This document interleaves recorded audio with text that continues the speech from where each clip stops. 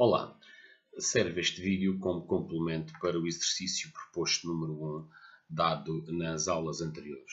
Este exercício, além de pedir o desenvolvimento de alguns métodos associados a círculos, pede ainda um método específico para que, dados dois círculos, permita saber se eles estão sobrepostos ou não.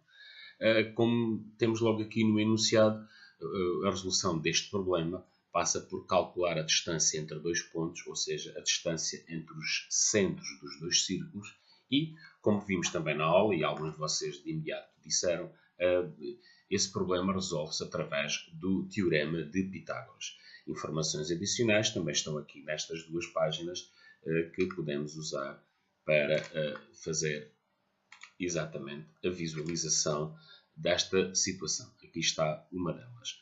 Distância entre o ponto A e o ponto B, calculada a partir do Teorema de Pitágoras, pois na prática as diferenças entre as coordenadas dos dois pontos definem os catetos de um triângulo retângulo e a hipotenusa desse mesmo triângulo retângulo é, efetivamente, a distância entre dois pontos. Se quisermos a fórmula específica que nos dá a distância entre dois pontos, ela até está aqui implementada. Ora, como vimos no exemplo dado, até já tínhamos na classe ponto um método, embora que não fazia rigorosamente nada, aliás, a não ser devolver o valor zero, o método getDistância-Origem. Ou seja, na prática, este método vai ser usado agora para exemplificar um caso particular em que o ponto do qual queremos calcular a distância a outro, sendo o outro a origem. Ou seja, este ponto A, na realidade, tem coordenadas 0, 0, e este ponto B tem coordenadas 3, 2, como se pode ver aqui pela indicação dos cálculos. Então, vamos começar por resolver este problema particular em que o nosso ponto x1, digamos assim, tem coordenadas 0, 0. Portanto, este termo da fórmula não existe, uma vez que x1 e y1 vão ser sempre 0. Vamos então codificar esta situação. Como devem ter reparado, temos de usar a raiz quadrada e como tal, se temos de usar a raiz quadrada, o nosso tipo tem que se alterar para W. Então, muito simplesmente, classe math, método sqrt, raiz quadrada, e agora o que nós vamos ter que devolver é a raiz quadrada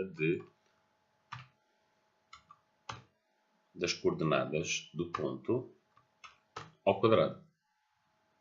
E reduz-se a isto quando é apenas esta situação da distância à origem. Vamos ver isto a funcionar. Vamos para tal declarar um novo ponto P, com as coordenadas do mesmo ponto que está lá naquela página, naquele exemplo. E agora vamos ver os resultados produzidos.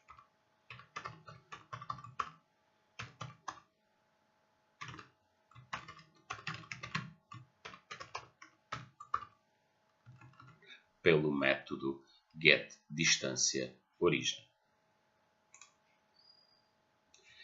O resultado obtido é este, 3.605, que, como vamos ver, coincide com o que está na página, embora aqui apareça arredondado às centésimas de 3.61. Então temos, muito simplesmente, a forma de calcular a distância à origem. Mas não é isto que nós queremos. Na realidade, nós queremos a distância entre dois pontos quaisquer que eles sejam. Então, vamos criar um método específico para isso. Vamos chamar getDistância ponto. Ele vai ser aplicado, vai ser invocado a partir de um ponto e vamos passar como argumento outro ponto, que vai ser um parâmetro, podendo assim definir as coordenadas dos dois pontos. E, neste caso, o que nós vamos fazer, mais uma vez, é devolver a raiz quadrada, agora, das distâncias, das diferenças entre as coordenadas dos dois pontos ao quadrado. Ou seja, do ponto x, se quisermos, do ponto com que o método está a ser invocado, se quisermos desse ponto x, menos a coordenada x do ponto P, ou seja, do parâmetro. Isto que aqui está tem que aparecer multiplicado por ele próprio para fazermos o quadrado. Estamos a fazer o quadrado da forma mais simples. E agora, a isto vamos somar a mesma expressão, mas com a coordenada y.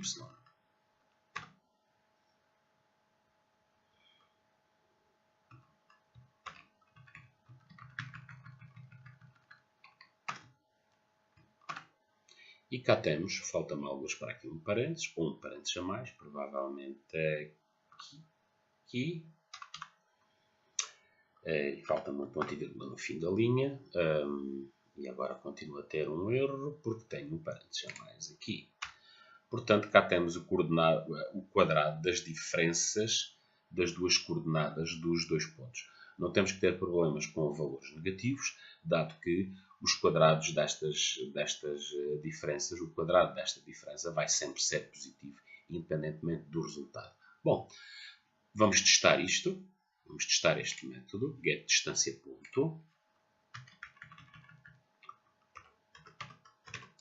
Naturalmente que eu preciso aqui de outro ponto. Eu vou-lhe chamar O e vou criar aqui um novo ponto O.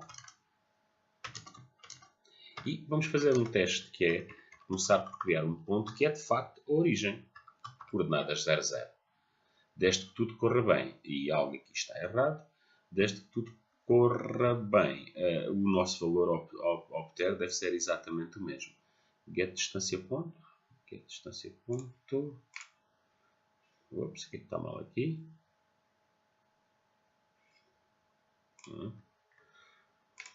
É sério? I don't know. Ok, eu não está a gostar disto. Ponto P. GetDistância. Ponto. E vamos pôr o ponto O. Fecha parênteses. Ponto e vírgula. Ok. Qualquer coisa que estava errada. Bom, como vimos, o resultado deve ser o mesmo. E cá está exatamente o mesmo resultado. Como da distância à origem. Mas vamos agora colocar aqui outras coordenadas, por exemplo, o ponto 1, e vamos ver o resultado. Cá temos o valor da distância entre os dois pontos. Vamos simulá-lo aqui. Então, o nosso ponto O, dizendo A, passa a ser este.